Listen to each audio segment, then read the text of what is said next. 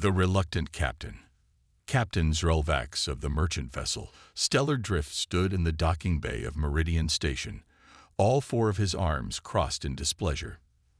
His iridescent scales shimmered with anxiety, reflecting his mood to any species familiar with Ardelian biology. The curved antennae on his head twitched nervously as he awaited the arrival of the newest, and most unwelcome, addition to his crew. "Captain, the transport is docked," announced his first officer, Commander Ellick, a slender Viridian whose translucent skin revealed the rhythmic pulsing of her three hearts. The human should be disembarking momentarily. Zrel's upper lip curled, revealing a row of small, perfectly aligned teeth.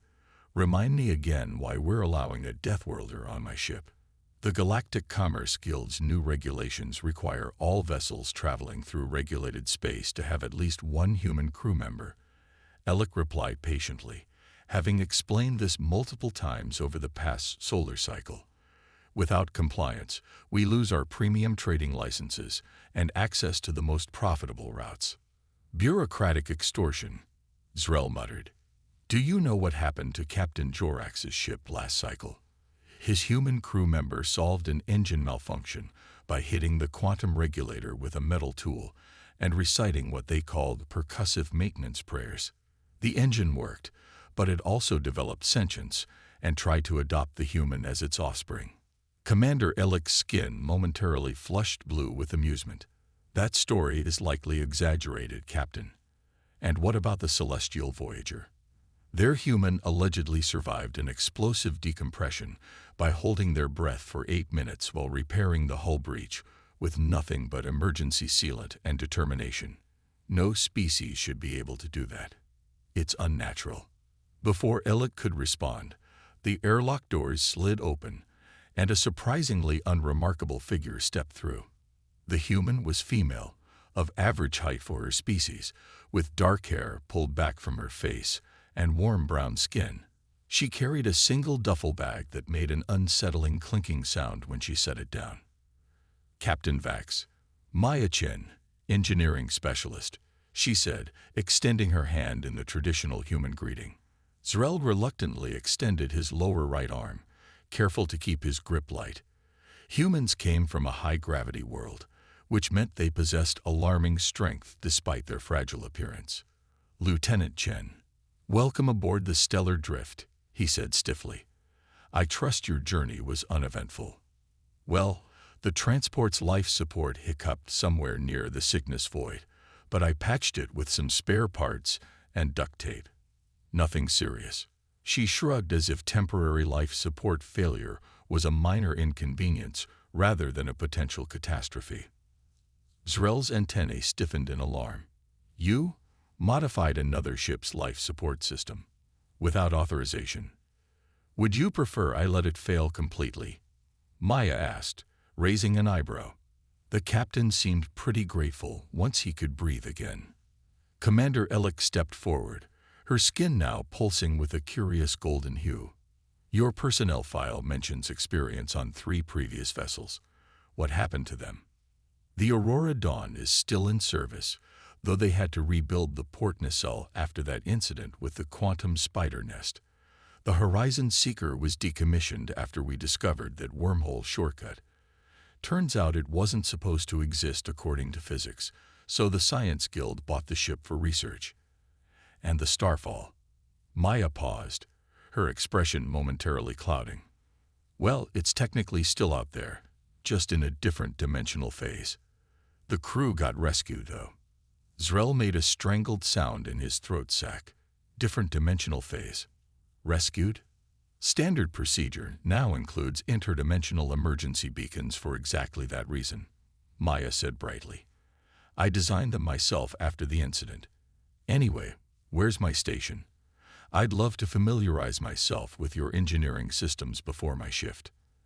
As they escorted the human through the ship, Zrel couldn't shake the feeling he was introducing a barely contained natural disaster to his meticulously run vessel. 3 solar cycles later, the Stellar Drift was cruising through the edge of the Persephone Nebula when the alarms began blaring. Zrel rushed to the bridge, finding his crew in various states of panic. "Status report," he demanded, sliding into his command chair. "Spatial anomaly detected at bearing 047, closing rapidly," reported Trig, the quantum navigator whose crystalline body structure glittered with stress fractures. "Sensors indicate it's a Class 4 quantum disruption wave, nothing like I've ever seen before." "Evasive maneuvers," Zrel ordered. "Full power to the engines." "Engines not responding, Captain." Ellic's voice was tight with tension. "The quantum disruption is interfering with our propulsion systems. Shields, holding at 37%, but dropping steadily. The anomaly appears to be feeding on our shield energy." Zrel's scales flashed pale yellow, the Ardelian equivalent of going white with fear. "Time to impact." 4 minutes, 17 seconds, Trig answered, their voice crackling like breaking glass. "All hands, prepare for emergency protocols. Secure all stations and—" The bridge doors slid open, and Maya Chen walked in, wiping her hands on a rag. She looked entirely too calm for someone on a ship about to be torn apart by unknown quantum forces. "Hey, Captain. The engineering diagnostic you requested is complete, but we might have a bigger problem on our hands at the moment," she said, glancing at the view screen where the swirling mass of energy was growing visibly larger. "Lieutenant Chen, return to your station immediately. This is a Level 1 emergency and bridge protocols." "Yeah, about that anomaly," Maya interrupted, stepping closer to examine the readings on Trig's console. "It looks like a quantum bubble collapse. We had something similar near Jupiter's moons back in 2197. Nasty business." Before Zrel could reprimand her, she continued, "Your shields are making it worse, by the way. The anomaly feeds on certain energy frequencies, and your shields are essentially serving it a 5-course meal." "Our shields are our only protection," Zrel protested. "Not in this case," Maya said, already moving to an auxiliary terminal. Her fingers flew across the alien interface with disconcerting ease. "Mind if I try something? We have about 3 minutes before that thing turns us into quantum confetti." "Lieutenant Chen, I did not authorize." "Captain," Commander Ellic interrupted, her skin now pulsing a deep, urgent purple. "Shields down to 24%. At this rate, they'll fail before impact." Zrel's antennae drooped in resignation. "What do you propose, Lieutenant?" Maya was already deep into the ship's systems. "I'm inverting our shield harmonics to create destructive interference with the anomaly's resonance pattern. Then I'll release a controlled burst from our waste plasma tanks. The resulting reaction should neutralize the quantum instability." "That's not possible," Trig objected, their crystalline structure vibrating in disbelief. "Shield harmonics can't be inverted without completely rebuilding the emitter array." "They can if you bypass the safety regulators and crosswire the phase modulators directly to the power core," Maya replied, not looking up from her work. "It's a trick we figured out during the Proxima incident. Technically breaks about 17 different engineering protocols, but so does getting atomized." Before anyone could stop her, Maya pressed a final sequence of commands. The ship shuddered violently, and the lights flickered. On the view screen, the shields, now glowing an eerie purple instead of their standard blue, pulsed outward toward the approaching anomaly. "Waste plasma venting now," Maya announced, hitting another control. A stream of glowing green energy burst from the ship's underside, meeting the purple shield wave precisely as it collided with the edge of the quantum disruption. For a terrible moment, everything seemed to freeze. The anomaly expanded dramatically, engulfing the ship's shields entirely. Then, impossibly, the anomaly began to shrink, collapsing in on itself until it vanished with a flash that temporarily blinded the ship's sensors. Silence fell on the bridge.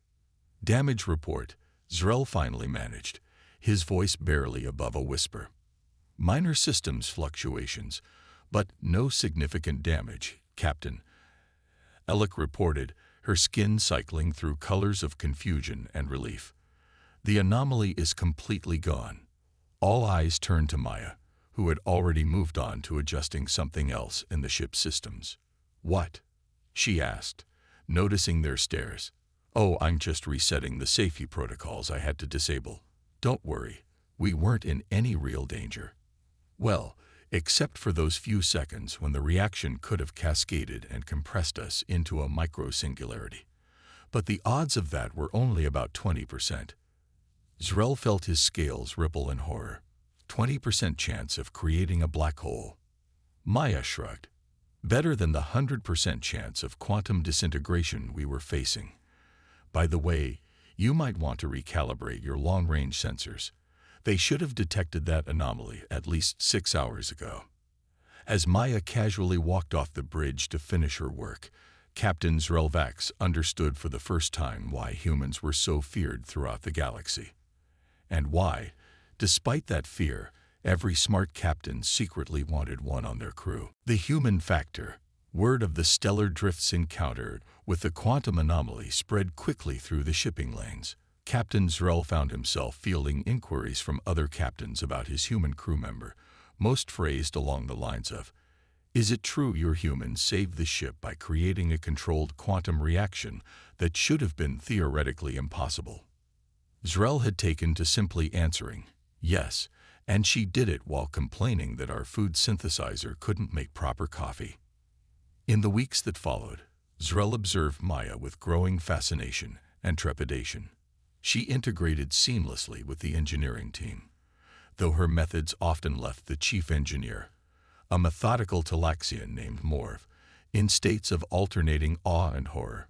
Somehow, the ship's efficiency had improved by 12%, despite Maya's casual disregard for standard operating procedures.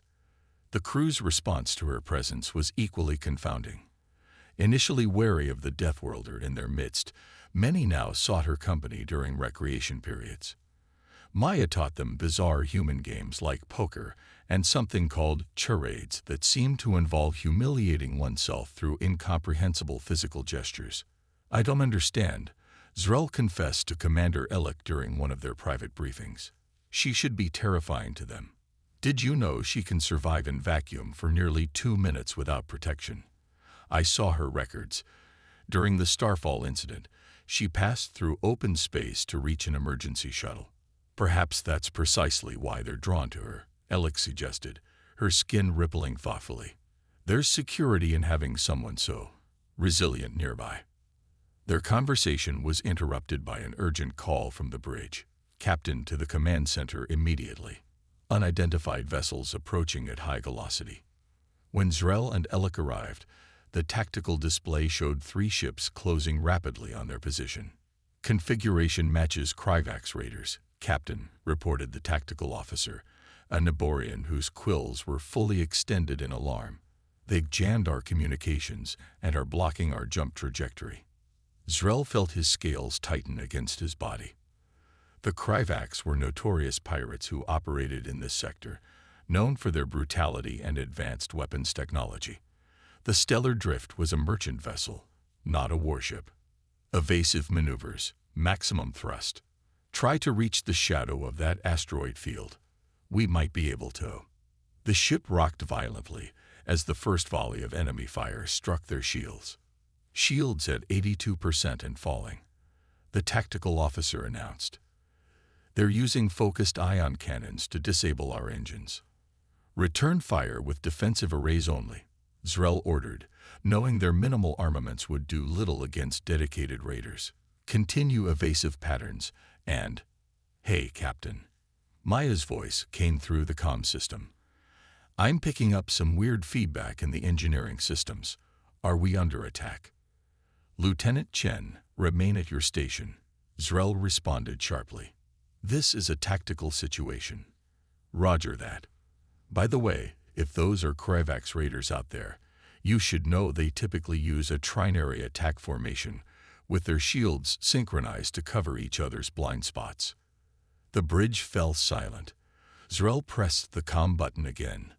"How do you know that?" "Encountered them near Ta City once. Nasty bunch, but their shield technology has a resonance vulnerability. If you hit all three ships simultaneously with a precisely calibrated electromagnetic pulse, it creates a feedback loop that temporarily blinds their targeting systems. We don't have that capability, Zrel said, frustration evident in his voice. Actually, Maya's voice had that unsettling tone Zrel had come to recognize as preceding something either brilliant or catastrophic. I might have been working on a little side project that could help. Nothing major, just a modular EMP generator I was designing to help clear space debris from shipping lanes. You built an unauthorized weapons system on my ship. Zrel's antennae vibrated with indignation. Not a weapon, just a utility device with flexible applications, totally within regulations, probably. Another blast rocked the ship. Shields at 63%, the tactical officer reported. They're coordinating their attacks now. Zrel's decision was made for him. Lieutenant Chen, proceed with your utility device. On it, Captain. You might want to switch to backup systems for about 30 seconds. Oh, and maybe warn the crew that the artificial gravity might hiccup. Nothing serious. Before Zrel could question these concerning caveats, Maya's voice cut out. Moments later, the ship's lights dimmed, then surged back to full power. On the view screen, a massive pulse of blue-white energy erupted from the stellar drift's underside, expanding outward in a perfect sphere. When it reached the raiders, all three ships suddenly went dark, drifting off their attack vectors. Their systems are down, the tactical officer exclaimed, quills vibrating with excitement. Weapons, shields, engines, all offline. Plot an immediate course out of here, maximum speed, Zrel ordered, seizing the opportunity. As the stellar drift accelerated away from the disabled pirates, he added, and someone find Lieutenant Chen and bring her to the bridge immediately. When Maya arrived, looking slightly singed and carrying what appeared to be a homemade control device cobbled together from spare parts, Zrel wasn't sure whether to commend her or confine her to quarters. Before you say anything, Maya began, holding up a hand. I know that was technically outside standard protocol, but in my defense, they shot first. You disabled 3 warships with a device you built from spare parts, Zrel stated flatly. Maya shrugged. The principle is pretty simple. Their shield harmonics operate on a predictable frequency range. Once you identify the resonance pattern, disrupting it is just basic wave physics. Any first-year engineering student could figure it out. Any first-year human engineering student. Perhaps, Commander Illick interjected, her skin now glowing with an impressed blue luminescence. Most species would consider this advanced weapons research. Speaking of which, Zrel said, fixing Maya with all 4 of his eyes, why exactly were you developing this utility device in the first place? Honestly, I was bored. At Zrel's incredulous expression, Maya continued, look, ship maintenance is important, but not exactly challenging most of the time. Humans need projects to keep our minds active. Otherwise, we start getting ideas. And trust me, you don't want an idle human with too many ideas. The disturbing thing was, Zrel believed her. 2 weeks later, the stellar drift docked at Garaxis Prime, a major trading hub and diplomatic center for the sector. Captain Zrel was scheduled to attend a trade negotiation with representatives from the notoriously difficult Vex consortium. The Vex have rejected our initial proposal, Commander Illick informed him as they prepared for the meeting. They're demanding a 30% reduction in our transport fees, or they'll take their business to the Thalasian routes. Zrel's scales darkened with concern. We can't possibly agree to those terms. The Thalasian routes are twice as long and infested with quantum leeches. No rational trader would choose them. The Vex aren't known for rationality, Captain. They're known for ruthless negotiation tactics. When they arrived at the conference chamber, they found the Vex delegation already seated, 6 tall, gaunt figures with pale skin and intricate facial markings denoting their merchant caste. Their spokesperson, First Merchant Koth, didn't bother rising to greet them. Captain Vax, Koth's voice was cold and precisely modulated. We were beginning to wonder if you intended to honor this appointment at all. We are precisely on time. First Merchant, Zrel replied, taking his seat across from the Vex delegation. According to your timepiece, perhaps, Koth sniffed dismissively. Now, regarding our revised terms. The conference room door slid open, and Maya Chen walked in, carrying what appeared to be a tray of steaming beverages. Sorry to interrupt, she said cheerfully, setting the tray on the table. Thought you all might appreciate some refreshments during your negotiations. Zrel's antennae twitched in alarm. Maya had not been invited to this meeting, and bringing unrequested refreshments to a Vex delegation could be interpreted as a grave insult. What is the meaning of this intrusion? Koth demanded, his pale face flushing with anger. To Zrel's astonishment, the other Vex delegates were leaning forward, openly curious about the steaming cups Maya was distributing. This is a traditional human negotiation beverage called coffee, Maya explained, placing cups before each delegate with a respectful nod. On Earth, important discussions are always accompanied by shared refreshments. It's considered a sign of good faith and mutual respect. Human. One of the Vex delegates spoke up, his voice betraying unusual interest. You serve on this vessel.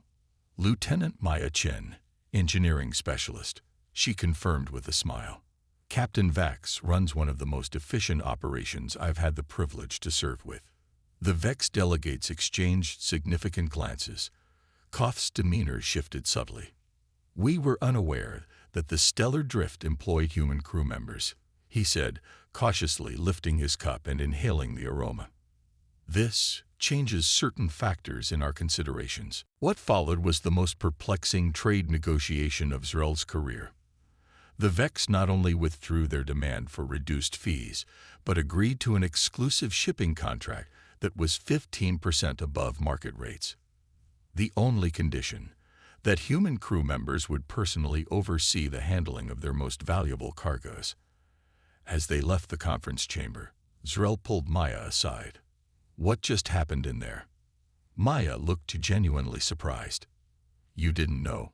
The Vex have a cultural obsession with humans. They consider us chaos entities whose presence brings unpredictable fortune. Having a human handle their goods is like a good luck charm to them. And you knew this how? I read xenoanthropology journals in my spare time, she said with a shrug. When you mentioned negotiations with the Vex, I looked up their cultural profiles. Seemed like information that might come in handy. Later that evening, as the Stellar Drift prepared for departure, Zrel found himself in the ship's observation lounge, watching the bustling activity of the spaceport below. Commander Elec joined him, her skin glowing a peaceful amber in the dim lighting. You're troubled, Captain, she asked, taking the seat beside him. Not troubled, exactly. Contemplative. Zrel's antennae swayed gently as he organized his thoughts. When the Galactic Commerce Guild mandated human crew members, I saw it as bureaucratic interference, an unnecessary risk imposed by administrators who never have to live with the consequences of their decisions. And now I understand it wasn't bureaucracy at all. It was insurance.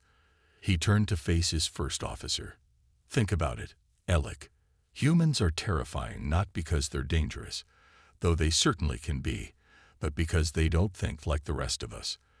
They come from a death world where survival required not just adaptation but innovation. They see possibilities where we see only protocol, Elec agreed, her skin pulsing with understanding. Exactly. When faced with the quantum anomaly, our best minds could only calculate our time until destruction. Maya saw a solution none of us would have considered because it violated every safety protocol we've been taught. When confronted by raiders, she didn't see hopeless odds. She saw an engineering challenge.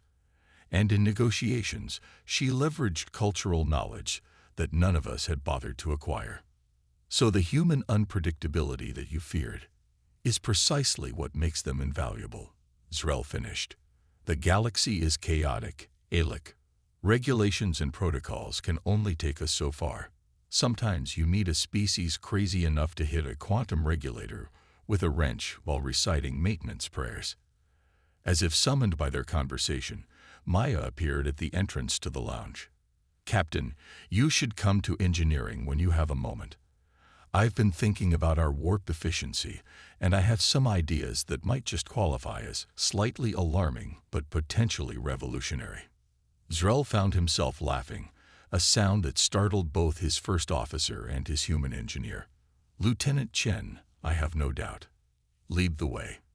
As they headed toward engineering, Zrel realized why every captain in the galaxy secretly wanted a human on their crew, despite the sleepless nights and inevitable grayscales that came with it. In a universe of endless dangers and uncertainties, there was no greater asset than a species that saw the impossible not as a barrier, but as a starting point.